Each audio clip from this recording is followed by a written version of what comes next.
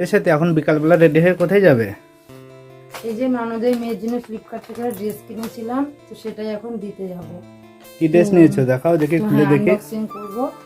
তো ওরা এসছে, হয়তো কবে চলে যাবে, তাই ভাবলাম আজকেই দিয়ে আসি। তো চলো।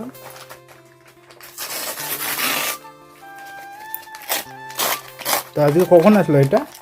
এসছে দুপুরে। তো চলো খুললো পুরোটা। প্যাকেজিংটা তো দারুণ করেছে। তো এই যে তোমার কি মনে হচ্ছে হবে এটা? মনে হচ্ছে ছোট হবে।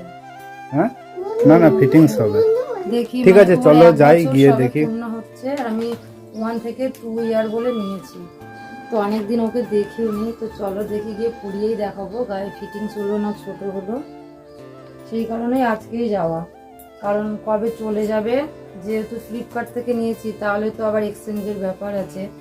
তো চলো গিয়ে তোমাদেরকে দেখাবো পুড়িয়ে ফিটিংস হলো না টাইট হলো কি হলো। এইদিকে এইটা ঠিক আছে না? হ্যাঁ,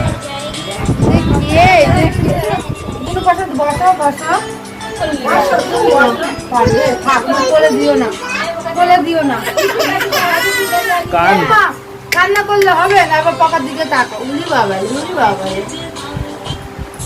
ঠিকই আছে, জামাটা এখন পরে ফেললে ঠিক হবে। আমার দিকে পাকার দিকে তাকা। ঠিক আছে। হ্যাঁ, হাসো, একটু হাসো। একটু হাসি কই। এই দেখো,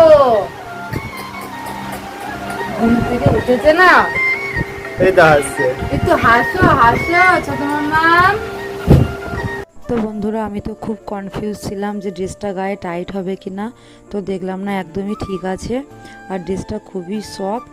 আর আমাদের এই পুচকুসোনাটাকে ড্রেসটা পরে কেমন লাগছে বা ড্রেসটা কেমন লাগছে তোমরা অবশ্যই কমেন্টে জানিও।